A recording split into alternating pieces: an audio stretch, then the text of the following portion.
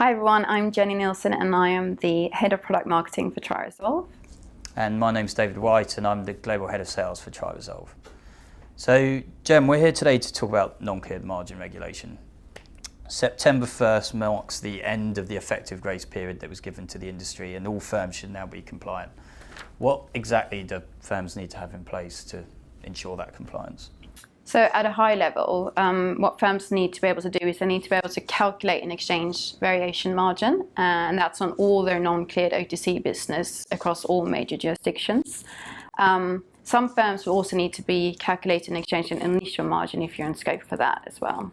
Okay. Is there any countries that are exempt? Or?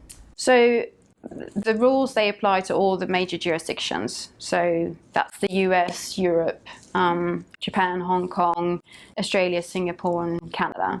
But there are firms in third countries that will also be indirectly impacted by these rules. Okay, why is that?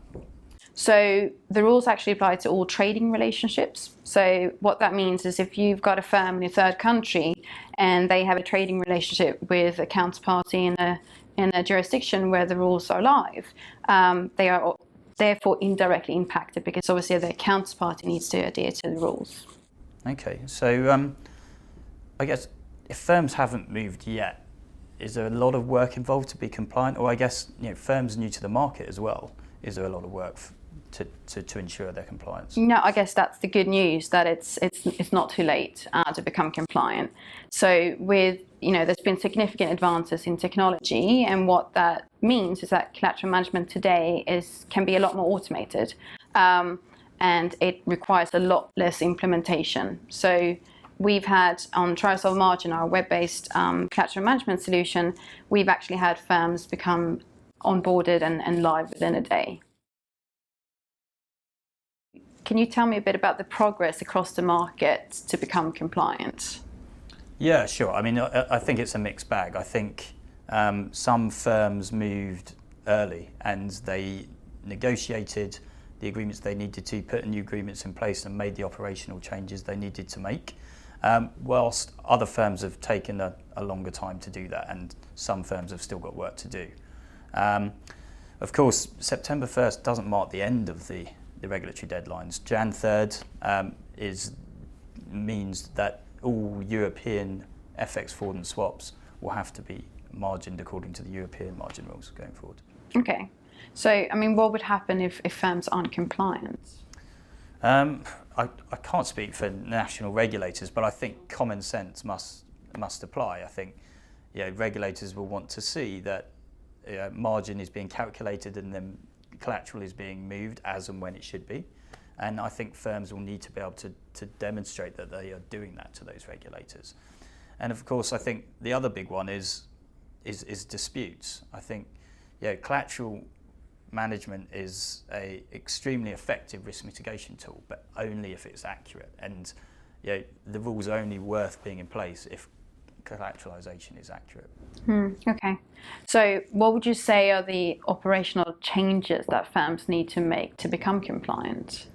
Well, first of all, you need to be able to simultaneously calculate all the different margin requirements you're required to calculate. You then need to agree that with each one of your counterparties.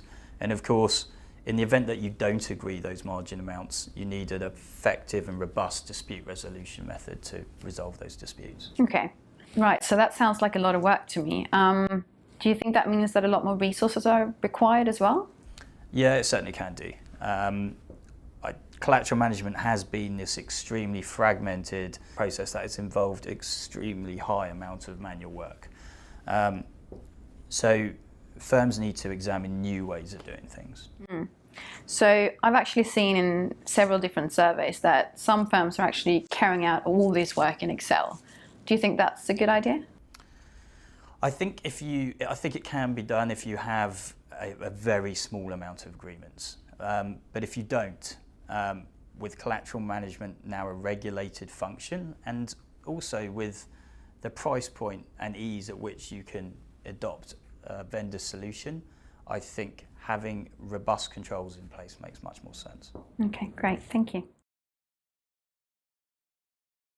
There's estimates and forecasts in the industry that margin calls volume and disputes are likely to increase between 5 and 10 times. What does that mean for the industry? So I would say that it will obviously, significantly increase the time spent on the margin call process. If you think about it, so calls need to be calculated, they then need to be sent to their counterparties. You then have the back and forth of trying to agree the call, and then you have the subsequent collateral that needs to be moved on the back of that, and potentially you even have a dispute that you need to resolve. So that's not an easy task in itself, and I think with this increased margin call volume and increases in dispute, that task all of a sudden becomes huge. Okay. How can triResolve margin help that then? So I would say that we are in a unique position because what we're doing is we're leveraging triResolve, our portfolio reconciliation, and we're aligning that to the margin call process. So what that enables us to do is we're able to automate as much of the margin call process as possible.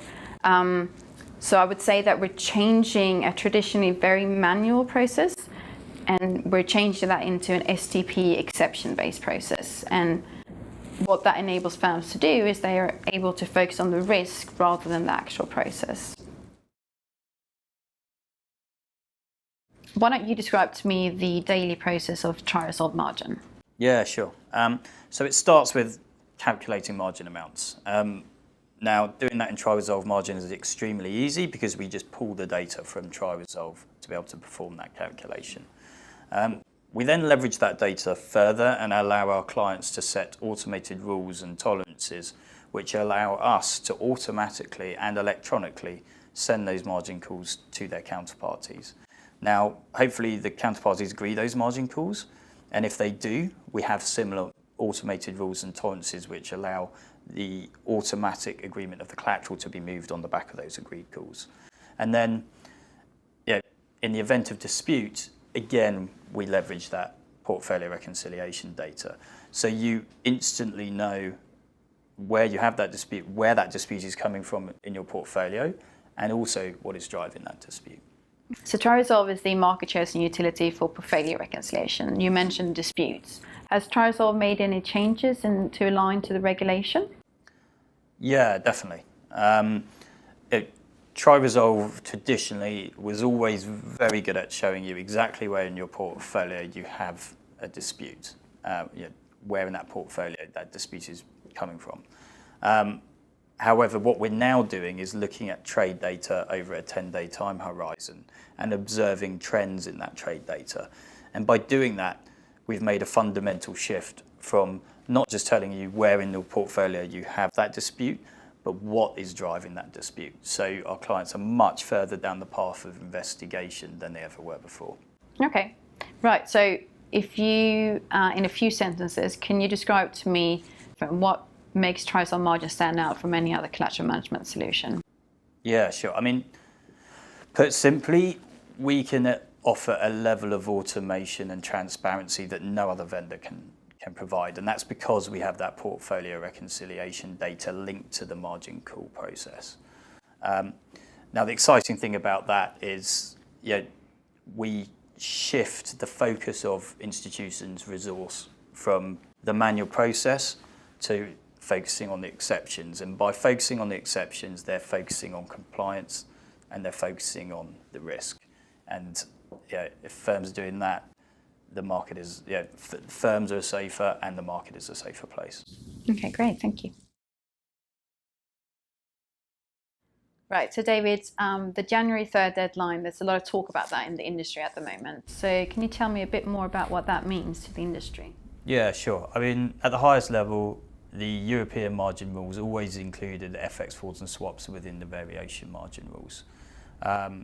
Now, parties weren't required to exchange variation margin on those products from day one because the European regulators cited that there was no consistent definition of what an FX spot was in the market, and therefore indirectly what an FX forward and swap was.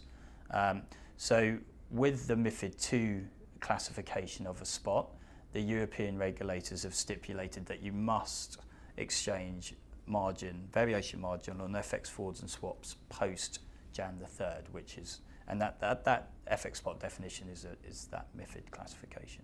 Okay, and so what would that mean then? So would a lot more firms be in scope for that, you think, or what impact does that have in the industry? Yeah, for sure. I mean, it brings into scope many more parties, and parties that haven't traditionally had collateral management processes in place.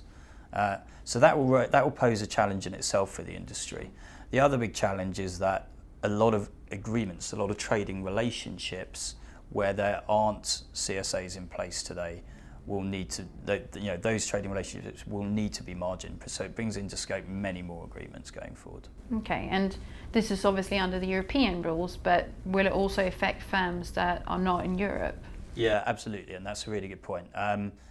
If a European firm is trading FX forwards and swaps with a counterparty, say, based in South America, that trading relationship has to be margined according to the European rules. So indirectly, that third country counterparty is dragged into scope. Okay, great, thank you.